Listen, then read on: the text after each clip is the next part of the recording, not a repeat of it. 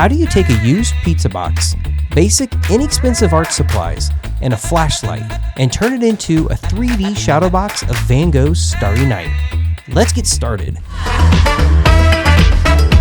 We are on a budget, right? So most of the materials that we have here are way cheap, and in fact, most of them I've actually purchased at the Dollar Tree. First thing, we're gonna need a box. I have here from a local amazing pizza eatery, Giacomo Pizza, thank you, we love you. So this is gonna create this amazing vessel for a shadow box. While we were there, of course, I asked for a few extras, so Zara and I can then, of course, cut up and use for all the extra pieces to create that 3D effect, right? That layering effect that we want. Zara and I love to sculpt, so we're sculpting.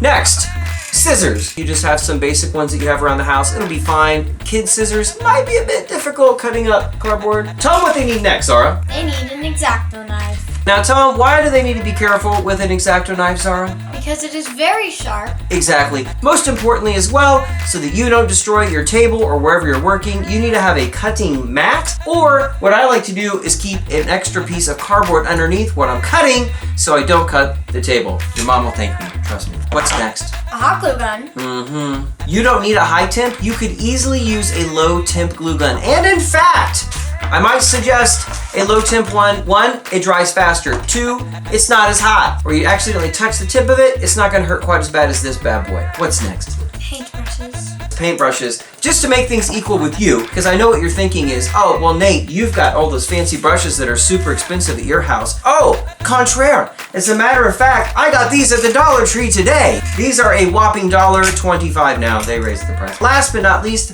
we're gonna need some Paint. Use what you have, right? That's our goal. If you don't have really nice paints in the bottles like this, go look around the house. If you got a neighbor, a friend that's got some, we're talking about total less than $10. Last but not least is some picture of Starry Night to look at. A book would also work, or online. You could look at a computer or phone, whatever you got laying around, right? Whatever you're watching this on.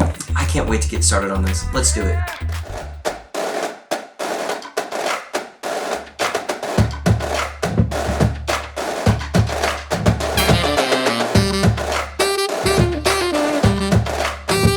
Boom, got it started. Check out that shadow box, baby. Woo!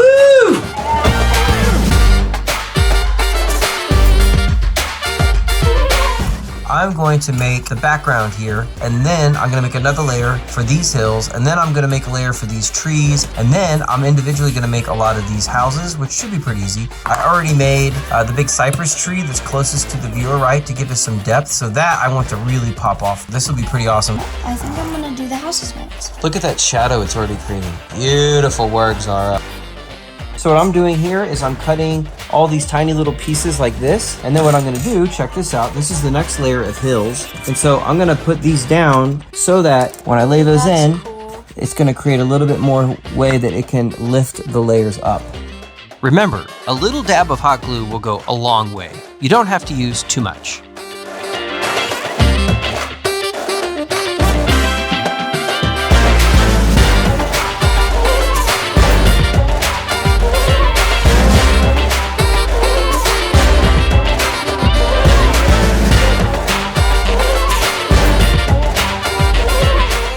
The wind in the background is basically two S-shaped hooks that connect together.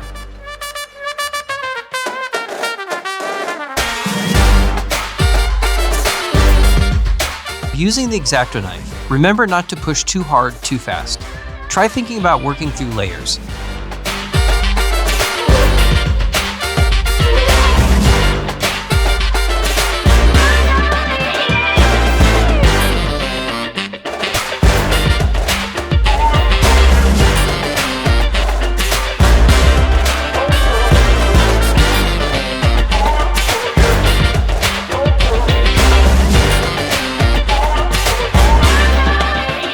Check out the 3D quality going on there. Oh yeah, what? I like how it feels nighttime, just with the shadows that are getting casted there against the background. Check that out. She burnt herself, that's why we have the ice pack. Boo. So I had to do this many layers. Whoa, look at that, that's amazing, I love it. But now you can't see these hills back there. Yeah, but it's looking good. But that moon looks on fire, right? And this, Oh, it looks so good, Zara. I've got all the bushes right here Yeah. that you can see right there. And Yep. there's the church. I have to do more houses, but I really like that house. Like I said, use what you got. I actually found some of these more fluorescent colors just laying around that I had from a previous project. Super inexpensive. I believe I got these at the Dollar Tree as well. Anyway, they're still good. So you know what? We can use them. One of my favorite parts about making art is being resourceful and just using what I got.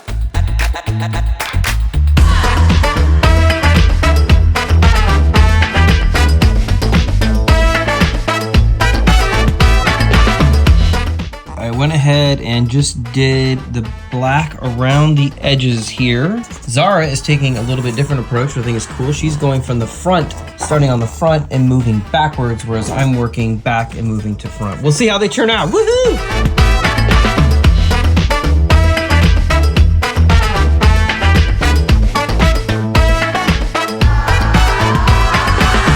One of the painting techniques Van Gogh used was not blending the colors together. Simply add splotches of color and don't blend them together. This will help your painting look even more like Van Gogh's.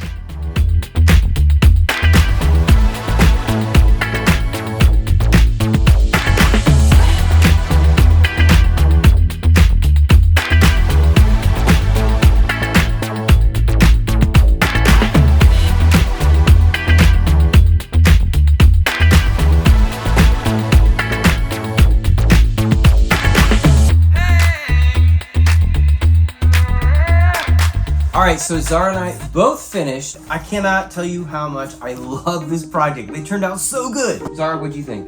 It was really fun. Really fun, easy to do, high success rate, and it looks really cool. What would make it even cooler is to have a light inside the box, which we have a solution for that. I have this flashlight. You could get a little flashlight like this at like the Dollar Tree, maybe Five Below. Don't have a flashlight, you could also use glow sticks, which they are at the Dollar Tree, and work pretty well. The only problem with this is how bright it is. So we have a clever idea on how to diffuse or make the light a little less bright and maybe even tint it like a gel or color it, right? What you're gonna need to make this, some simple parchment paper. I just literally pulled this out of my kitchen. A pair of scissors to cut it and some markers. You could hot glue your light or your obviously glow sticks up in it, but because Zara and I are gonna share this, we're not gonna hot glue it in. We're actually gonna use some industrial strength, just like actually some really strong packing tape. If you don't have that, I've got painter's tape. Man, I got it all. Listen, whatever you have laying around is what we want. We don't want you to have to go buy a bunch of stuff. So let's try to keep it really cheap.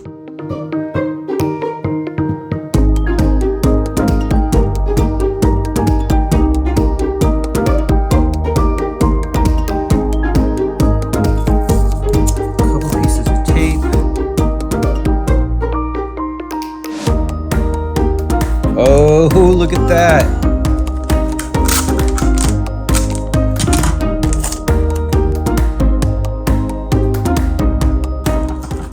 All right, let's do a test with it shutting. Perfect.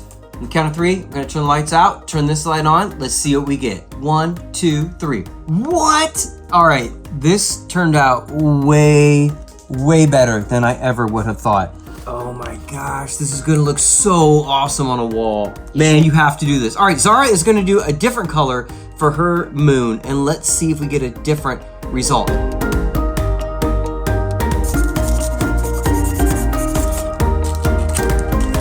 right, snug as a bug right there at the top. Oh yeah. 1, 2, 3. Oh man, I love the blue just as much as the yellow. It's cool. It definitely made the blues in the background a little more blue-er. Looks so good. Look at the shadows there in the hills. This turned out amazing, and I'm not just saying that. I have made a lot of projects in my day, and this has been amazing. The high success rate, it's not that hard to make, and if you're willing to put the time in to make the layers, right, Zara? 3D, where they're coming up off of the page. Woo! We're gonna hang these up in Zara's room. I'm gonna put mine in the treehouse. I can't wait to see where you hang yours. Until next time, Zara and I will be making projects. I hope you join us.